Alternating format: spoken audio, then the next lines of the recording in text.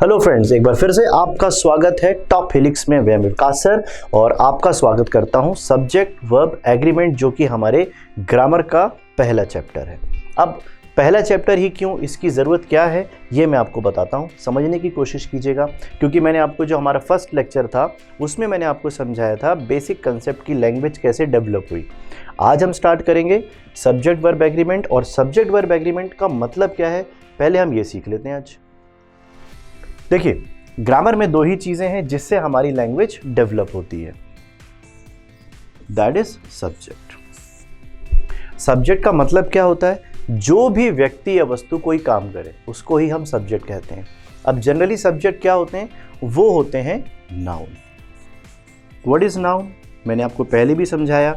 Noun का मतलब क्या होता है, हम वो घिसी पिटी डेफिनेशन को छोड़ देते हैं। नाउन का मतलब हमें जो भी कुछ नजर आता है। आप अगर कमरे में नज़र मारें आपको बहुत कुछ नज़र आएगा। जो भी कुछ नज़र आता है और हमें उसका नाम पता हो, वही नाउन है, और कुछ भी नहीं है। अगर आप जहाँ बैठ के पढ़ रहे हैं, आपके हाथ में मोबाइल है, मोबाइल एक नाउन है। ऊपर पंखा लगा होगा, वो भी नाउन है। आप टेबल में बैठ के पढ़ रहे होंगे तो टेबल क्या है, टेबल भी नाउन है। कुर्सी में बैठे होंगे तो कुर्सी नाउन है। हाथ में पेन होगा तो पेन भी नाउन है। हमें जो भी दिखता है, हमें उसका नाम पता हो, वही नाउन है, और कुछ कन्फ्यूज़न की ज़रूरत नहीं है। ठीक है, अभी फ़िलहाल वहीं तक पढ़ते हैं, क्योंकि नाउन को मैं और डिटेल में पढ़ाऊंगा, तब मैं आपको क्लासिफिकेशन ऑफ नाउन भी पढ़ाऊंगा। फ़िलहाल समझ लीजिए व्हाट इज़ नाउन, जो दिखता है, महसूस होता है, जिसका नाम पता हो, वही नाउन होता है। अब आपको कुछ भी चीज़ दिखती है, फॉर एग्जाम्पल आपको दिखा फैन, तो फैन हमारा क्या हो जाएगा, नाउन। और पंखा ही घूमेगा तो पंखा हमारा हो जाएगा सब्जेक्ट। तो सब्जेक्ट क्या होते हैं, जो भी व्यक्ति काम या वस्तु काम करे उसी को सब्जेक्ट कहते हैं।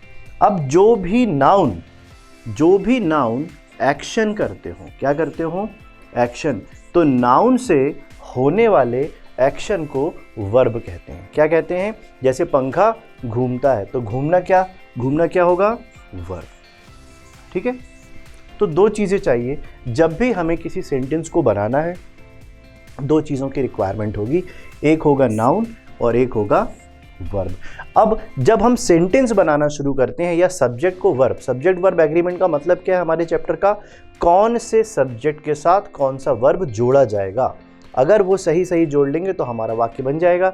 हिंदी में क्या बोलते हैं, लड़का पढ़ता है, ऐसा तो नहीं बोलते हैं लड़का पढ़ते हैं, ये गलत हो जाएगा। या लड़के पढ़ता है, ये भी गलत है। लड़के पढ़ते, लड़का पढ़ता, मतलब ये हिंदी में नाउन और वर्ब, इंग्लिश में नाउन और वर्ब सेम होने चाहिए, तभी हम हमारे सेंटेंस को बना सकते हैं। तो चलिए स्टार्ट करेंगे हम हमारे पहले रूल से और ग्रामर के पहले चैप्टर से भी। अब आप देखिए पहला चैप्टर और पहला रूल ग्रामर का, यदि किसी सेंटेंस का सब्जेक्ट सिंगुलर हो, क्या लिखा हुआ है, यदि किसी सेंटेंस का सब्जेक्ट सिंगुलर हो तो वर्ब भी सिंगुलर होगी। अब आपके दिमाग में आया होगा अब सब्जेक्ट सिंगुलर क्या होता है, समझिए। जो भी नाउन होगा, नाउन को हमने दो पार्ट में डिवाइड किया है। इस सेंटेंस को समझते हैं ध्यान से। नाउन दो चीज़ें हो सकती हैं, या तो काउंटेबल नाउन होगा या अनकाउंटेबल नाउन होगा। कहने का मतलब या तो आप नाउन गिन लोगे या आप नहीं गिन पाओगे। एक एग्जाम्पल समझते हैं, एक खिड़की है तो खिड़की को आप गिन सकते हो, लेकिन खिड़की से आने वाली हवा को नहीं गिन सकते। आप बल्ब को गिन सकते हो, लेकिन बल्ब से निकलने वाली रोशनी को नहीं गिन सकते। तो बल्ब भी नाउन है और रोशनी भी नाउन है, खिड़की भी नाउन है और हवा भी नाउन है, लेकिन खिड़की गिन सकते हो पर हवा नहीं गिन सकते। बॉटल गिन सकते हो, एक एग्जाम्पल, मेरे पास बॉटल रखी हुई है, ये बॉटल है, ये बॉटल नाउन है, इसमें भरा हुआ पानी, अब मैं पानी नहीं गिन सकता, तो पानी में गिन नहीं पाऊंगा, लेकिन पानी भी तो वाटर है, तो नाउन है। लेकिन नाउन अनकाउंटेबल हो गया, कौन सा, वाटर, और बॉटल क्या हो गया, काउंटेबल। विंडो क्या हो गया, काउंटेबल, और विंड क्या हो गया, अनकाउंटेबल। और अगर हम लाइट को भी दोनों पार्ट में डिवाइड कर लेते हैं, लाइट यानी बल्ब और लाइट यानी रोशनी, तो लाइट एक नाउन भी है, लाइट एक अनकाउंटेबल नाउन भी है। ठीक है, तो याद रखिए जो काउंटेबल नाउन होता है, फिर हम इसको फर्दर दो पार्ट में डिवाइड कर लेते हैं। मतलब जो गिन सकते हो नाउन, उसको सिंगुलर और प्लूरल में डिवाइड कर लेंगे। मतलब सिंगुलर नाउन होगा और प्लूरल नाउन होगा। और जो अनकाउंटेबल होता है, क्योंकि उसे गिना नहीं जा सकता, इसलिए उसे सिर्फ सिंगुलर नाउन ही बोलते हैं। Got the idea. जैसे फॉर एग्जाम्पल आपने कहा बॉय, भाई लड़के को तो गिन सकते हैं, बॉय एक लड़का हुआ, और प्लूरल में क्या हुआ, बॉयज़, तो बॉयज़ हो गया प्लूरल नाउन। इसी प्रकार अगर मैं बोल दूं गर्ल, तो गर्ल क्या है, एक लड़की है, लेकिन अगर मैं गर्ल्स बोल दूं तो ये हो जाएगा प्लूरल नाउन। इसी प्रकार अनकाउंटेबल नाउन क्या हुआ, जैसे वाटर। अब पानी को आप गिन नहीं सकते तो वाटर बोल देंगे, नहीं गिन सकते ऑयल तो लिख देंगे ऑयल। आप जो भी चीज़ नहीं गिन सकते उसको क्या बोलेंगे, अनकाउंटेबल नाउन। और अनकाउंटेबल नाउन हमेशा क्या होती है, सिंगुलर होती है। एक बार फिर से याद करिए, नाउन को दो पार्ट में डिवाइड किया गया, काउंटेबल और अनकाउंटेबल। काउंटेबल मतलब जिसे गिना जा सकता हो, अनकाउंटेबल जिसे गिना नहीं जा सकता हो। फिर जो काउंटेबल नाउन है फिर से उसको दो पार्ट में डिवाइड करेंगे, सिंगुलर और प्लूरल। ठीक है, जैसा मैंने लिखा है। अब हमारा ग्रामर का रूल यही कहता है कि यदि किसी सेंटेंस का सब्जेक्ट सिंगुलर हो, मतलब ये वाला हिस्सा, सब्जेक्ट सिंगुलर हो यानी ये वाला हिस्सा, मतलब यहाँ पे दो चीज़ों के बारे में बात हो रही है, नाउन का काउंटेबल जो सिंगुलर हिस्सा है और अनकाउंटेबल जो कि सिंगुलर हिस्सा है। ग्रामर का रूल कह रहा है यदि किसी सेंटेंस का सब्जेक्ट सिंगुलर हो तो वर्ब भी सिंगुलर होगी। अब यहां तो हमने नाउन को सिंगुलर प्लूरल करना देख लिया, अब हम वर्ब को सिंगुलर प्लूरल करना देख लेते हैं। ठीक है, इसको मैं हटा देता हूं पहले। अब आप वर्ब को समझिए। वैसे तो आपको अभी बेसिक कंसेप्ट में भी ये पता होगा, वर्ब की 5 फॉर्म होती हैं, ये आप जानते होंगे। वर्ब की फर्स्ट फॉर्म जैसे गो, वर्ब की सेकंड फॉर्म जैसे वेंट, वर्ब की थर्ड फॉर्म गॉन, वर्ब की फोर्थ फॉर्म मतलब गोइंग, और वर्ब की फिफ्थ फॉर्म यानी गोज। वर्ब की 5 फॉर्म होती हैं, गो, वेंट, गॉन, गोइंग, गोज। अब ये वर्ब की हो गई 5 फॉर्म।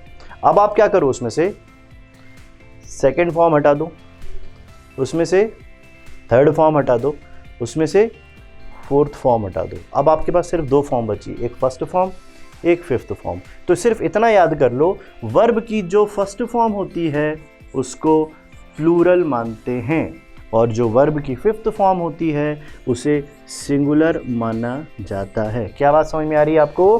वर्ब की फर्स्ट फॉर्म को प्लूरल माना गया है और वर्ब की फिफ्थ फॉर्म को सिंगुलर माना गया। कई सारे स्टूडेंट मैंने देखा है कंफ्यूज होते हैं, उनको डू और डज ही पता नहीं चलता, सर डू क्या है, डज क्या है। तो इतनी बात याद कर लो, डी और डू, यहाँ पे डू में एस जोड़ा तो क्या बना, डज। तो डज क्या हो जाएगा, सिंगुलर, और डू क्या हो जाएगा, प्लूरल। तो अब हमारे पास 2 बातें आ गई। ठीक है, फिर से समझते हैं। अब आपके पास फिर से 2 चीज़ें आई, एक आया नाउन जिसको हम सब्जेक्ट मान रहे हैं, और एक आ गया वर्ब। तो हमारा पहला रूल कहता है यदि सब्जेक्ट सिंगुलर होगा तो वर्ब भी सिंगुलर होगा। मतलब जब मुझे सेंटेंस बनाना है, अब मैं बोलूँगा, सपोज मुझे कहना है लड़का जाता है, लड़का मार्केट जाता है, तो पहले मुझे देखना पड़ेगा लड़का यानी बॉय। अब जाने को बोलते हैं गो। अब 2 बातें आएंगी, या तो मैं बोलूँगा बॉय गो या बॉय गोज। अब आपको दिमाग लगाना है, बॉय के साथ गो बोलूँ या गोज बोलूँ। पहले ये चेक करो कि सब्जेक्ट क्या है। सब्जेक्ट हो गया हमारा सिंगुलर, तो वर्ब क्या लगेगी, सिंगुलर। तो गोज क्या हो गया, सिंगुलर। तो हमारा आंसर बनेगा बॉय गोज टू मार्केट। अब अगर मान लेते हैं एग्जाम में एरर आ गई बॉय गो टू मार्केट, तो आप समझ जाओगे वो गलत है। सही क्या होगा, बॉय गोज। अब आप कुछ एग्जाम्पल समझो, बॉय गोज रमा, ये लड़की, एक लड़के का नाम है, तो यहाँ पे क्या लिखेंगे, कम्स। अगर यहाँ पर कम लिखा होगा तो ये एरर हो जाएगी। क्यों? क्योंकि सिंगुलर सिंगुलर। एक नदी है तो मैं बोलूँगा रिवर, फिर क्या आएगा, फ्लोज। अगर गलती से भी ऐसा लिखा है रिवर फ्लो, क्या लिखा होगा, रिवर फ्लो, तो ये लिखा होगा गलत। इसका मतलब है नदी एक है पर बहती मतलब प्लूरल में है, तो ये गलत हो जाएगा, रिवर फ्लोज। क्यों? नदी बहती है। इसी प्रकार डॉग बार्क्स, यानी एक डॉग है जो बार्क कर रहा है, तो singular noun singular verb. Light travels, क्यों? लाइट अनकाउंटेबल नाउन है तो ट्रैवल्स भी अनकाउंटेबल है, मतलब सिंगुलर में आएगा। तो लाइट ट्रैवल्स, एरर आनी होगी तो क्या दे देगा वो, लाइट ट्रैवल। हमें क्या करना है, लाइट ट्रैवल्स। अब ही प्रोनाउन में आता है और सिंगुलर माना जाता है, इसलिए क्या होगा, ही प्लेज। ही प्ले कभी नहीं हो सकता। और शी वॉक्स, क्यों? क्योंकि सिंगुलर टू सिंगुलर मैच हो रहा है। तो पहला रूल हमें क्या देखने मिला, यदि किसी सेंटेंस का सब्जेक्ट सिंगुलर होगा तो वर्ब भी सिंगुलर होगा। आप अपनी कॉपी में बेटा नोट्स बनाते चलना अच्छे से, ताकि आपको कंफ्यूजन बिल्कुल भी ना हो। पहला रूल हमने क्या सीखा, यदि किसी सेंटेंस का सब्जेक्ट सिंगुलर होगा तो वर्ब भी सिंगुलर होगा।